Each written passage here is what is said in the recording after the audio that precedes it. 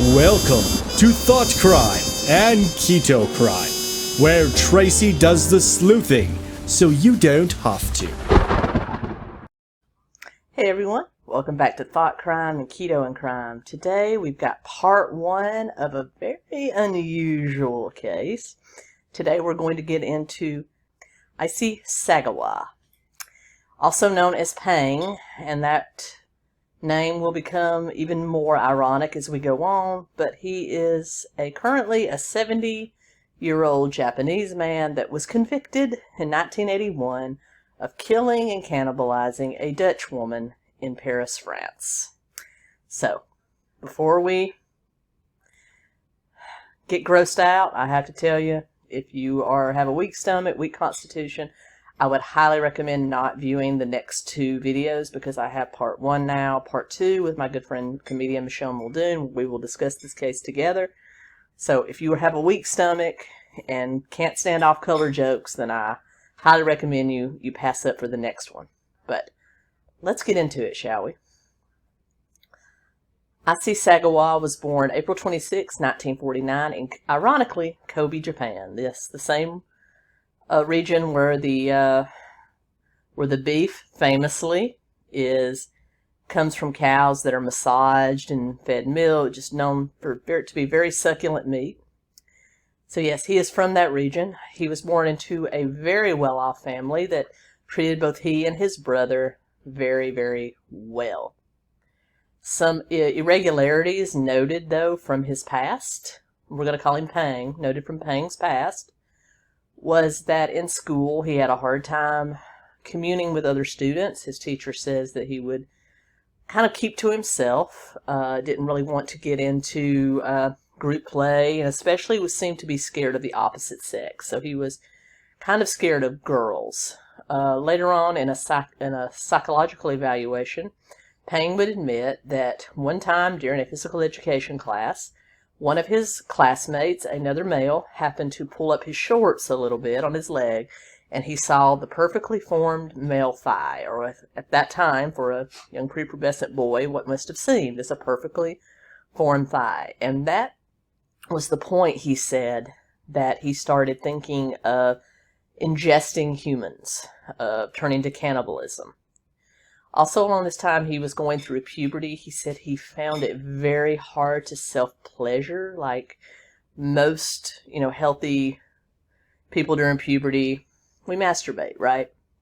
He found that very, very hard. He said that he could not, for the life of him, make it happen. And I'll just leave you to draw your own conclusions to that. He did say that the only time that he felt any sort of arousal was when a certain uncle of his would come over and play a game with he and his brother where he pretended to be a creature of some sort, chase him around and say, "I'm going to gobble you up." He would feel arousal then. He also felt arousal when he saw the thigh of his classmate, but instead of it being more of a sexual arousal, it wasn't that he wanted to have sex with them so much, he said. It was that he dreamed of eating them. All right. So he grew up into a teenager. He also admitted that to help himself do what he needed to do when it came to puberty, that he also would put things like sauces and things like that on his private region and have his dog lick it off. He said so he said he engaged in a form of bestiality as a child during this time. Anything to get that sexual finish, but he said he couldn't.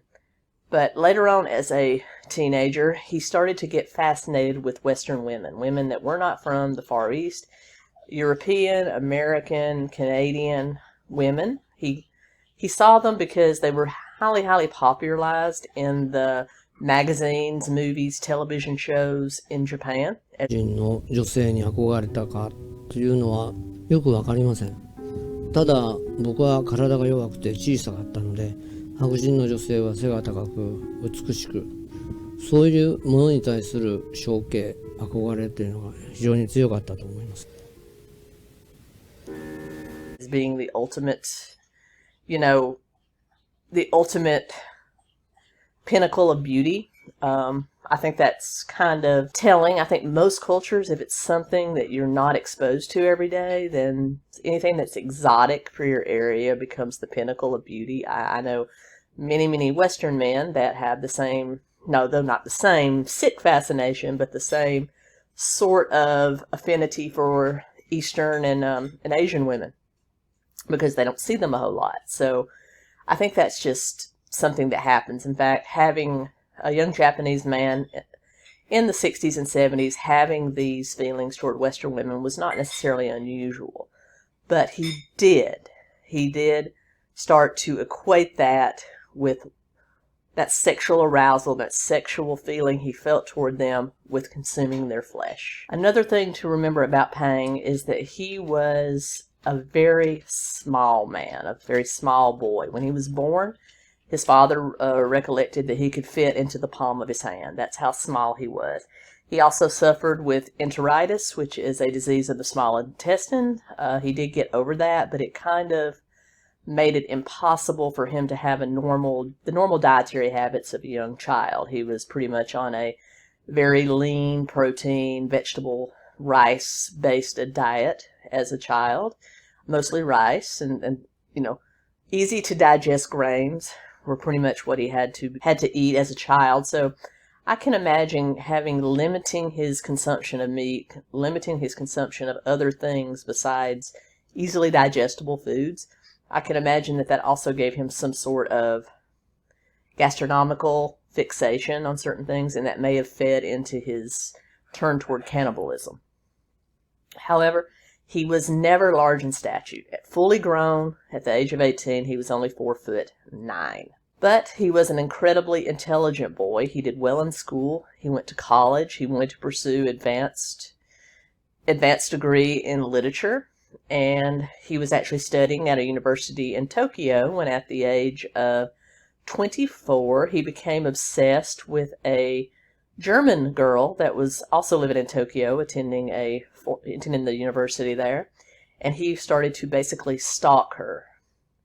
That all culminated in a certain evening where he decided he wanted to follow her home, sneak into her home, wait till she was sleeping, and then basically slice essentially a pound of flesh from her rump, for lack of, to make it a little more easy to hear, and wanted to consume it. ただたまたま東京に住んでる時に近くを金髪赤眼のすごく綺麗な女性が通っていて、その白いふくらはぎに目がくらんで、しかも不思議なことにそれはかつて祖母が住んでいたアパートに住んでいると思い込んだんです。彼女の1階の部屋に忍び込みました。彼女は、裸で横になって眠っていたんです。ただ折りたたみ傘で少し頭を叩いて気絶して、ですごく幼稚な考え方ですけど、台所にあるであろうナイフでお尻の肉をちょっと。And one Friday night, he did exactly that. He followed her home from a party she had been at. He went into her home. He waited until she was asleep and then attempted to slice his serving of flesh from her backside. However, she woke up, and being a very tall, stocky woman, she was able to put him down in short order. The police were called. He was arrested. His father, who was very wealthy, was able to get him off with pretty much no punishment whatsoever by paying the German woman off and asking her to drop the charges, which did happen. As you can imagine, he didn't really have a plan for this. I mean, you would think that if you were going to sneak in and try to take actual flesh from somebody, you might want to, I don't know, have some chloroform or something like that to prevent them from waking up, or at least have a gun or something, a knife to hold them at bay while you did it. He had nothing. He just went in there with the anticipation of quickly slicing the flesh that he wanted and getting gone before she even really knew what happened. Didn't really work. So, in 1977, at the age of 27, Sagawa, or Pang, moved to Paris, France to study at the Sorbonne University in Paris, and was just kind of taken aback by the abundance of the Western women, the Western culture, and most importantly, the famous Parisian food that was available in Paris at that time. He started going out, he said, to find restaurants, spending his father's money. He also wanted to kind of indulge his sexual appetites, and he started bringing home prostitutes, Parisian prostitutes, every night, hoping that would kind of, satisfy whatever urges he had. However, that did not work. He had trouble performing, by his own account, and his fantasies for these prostitutes turned from sex to wanting to cannibalize them pretty quickly, so he stopped doing that.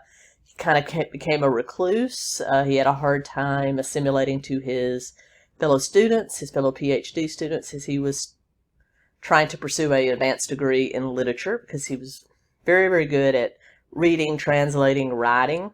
And most of the students, it was a very small knit class, so most of his students forged relationships and friends, but he didn't. He had a hard time with that. And eventually he met the woman that would be his victim. He met Renee Hartevelt, a Dutch student in his class, from pretty much the beginning. She was, according to him, to recent interviews and writings of his, she was the only Western woman that had ever really given him the time of day. She was nice to him. She would talk with him. She invited them out to class nights to try to get him out of the house, to get him acclimated to his fellow students. And he developed a very, very sinister attachment to her. She was, like a lot of Aryan women, she was tall. She pretty much resembled the German woman that he had tried to attack in Tokyo. So he was immediately attracted to her, and she was nice. By this time, Sagawa was 32 years old, while his intended victim was 25. He admitted that he had fallen head over heels for her in love, but instead of having normal attachments like anyone else that would, want to be with somebody, just asking them out, getting to know them, he felt that the ultimate way he could show his love for her was to kill her and consume her. And that became his MO. For the longest time, they were friends. And finally, in mid-1981, he devised a plan to get her alone in his apartment and kind of carry out his macabre fantasy. June 11th, 1981, he invited Renee over to his apartment at 10 Rue Erlanger in Paris, under the precept of helping him translate a German poem. Now, as I said, they were pursuing a advanced degree in Western literature, so most everyone in that class was multilingual. Sagawa himself spoke Japanese, English, French, and some various other Asian languages, whereas Renee spoke Dutch, German, French, English, and, of course, German. Hence why he chose a German poem. He was careful to choose a language that he was not fluent in so that he would have a reason to get her there. And ironically, it was a German poem about love and consuming another, so it had overtones of cannibalism. So he invited her over under the precept that for a extra credit class he was taking, that he needed to have someone read the poem aloud in very good German for a audio cassette recorder. So she got there in the evening. He said they exchanged a few pleasantries, and she sat down at the desk where he had set up a tape recorder and a microphone and had a book of German poems open. She, of course, had to turn her back to him because early on he had expressed that he did not think he could look her in the eye, and certainly not look her in the eye and take her life, because he had gone out and actually purchased a shotgun several days earlier before this. And so I think the fact he could not look her in the eye kind of fed back into his insecurities and his, kind of vulnerability around women. So basically he had planned for her not to be facing him. So she was sitting there, started to read the poem into the microphone he had set up. He stood behind her as if he was observing, and then he kind of took the shotgun in from behind the little mini fridge he had in his apartment, and he shot her once in the back of the neck, killing her instantly. immediately he said that he wanted to attempt to dine on her rear appendage. So he immediately cut her out of her clothing and began cutting into her buttocks to get to the meat. He said he was very disappointed that instead of getting right to muscle and meat like you do in most animal carcasses, it was mainly fat and tissue for the first few inches. So he said he did try it. He said it had the consistency of creamed corn, but he did not, or the consistency of roasted corn.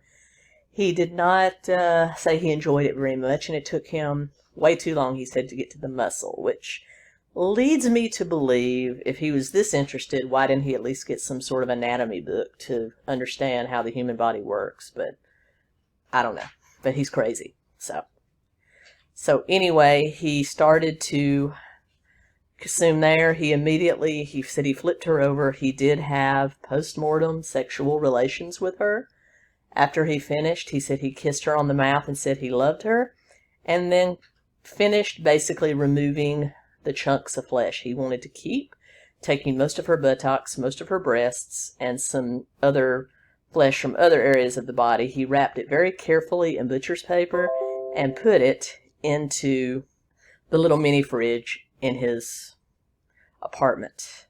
He then wrapped her up in plastic and stuffed the remains of her body into 2 large suitcases. He immediately left his apartment with the 2 suitcases, intending to go to a nearby park, a lake known as Bois de Bouillon, and basically dump the suitcases in and be done with her. However, remember, he's a slight man, so he was having trouble, even with the rollers on the suitcases, getting to where he needs to be. He ended up stopping and summoning a cab.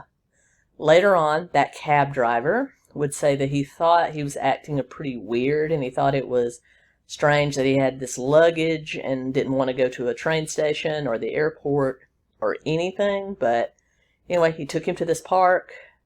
Sagawa got out, rolled down to the lake, but he was so tired he had to sit down and rest for a moment. And a passerby happened to pass him by, stopped to strike up a conversation. He said in the midst of the conversation, Sagawa simply got up, bid him good night, and left, leaving his luggage there. The guy called out to him. Sagawa would not return, so of course, this guy, curiosity like we all do, decides to open the suitcases and found Renee's remains. Immediately summoned the Paris police. He was pretty easy to find. Not the smartest criminal in the world. And French police actually arrested him at his apartment on June 12th, the next day. He pretty much confessed the moment they arrived at his door. They found her remains in his refrigerator and case closed. However, it wasn't. He was actually put into a Parisian asylum to undergo psychological evaluations, where he sat for quite a bit of time, 2 years. And eventually it was determined by French psychologists that he was unfit to stand trial. He was legally insane and therefore couldn't be tried under French law.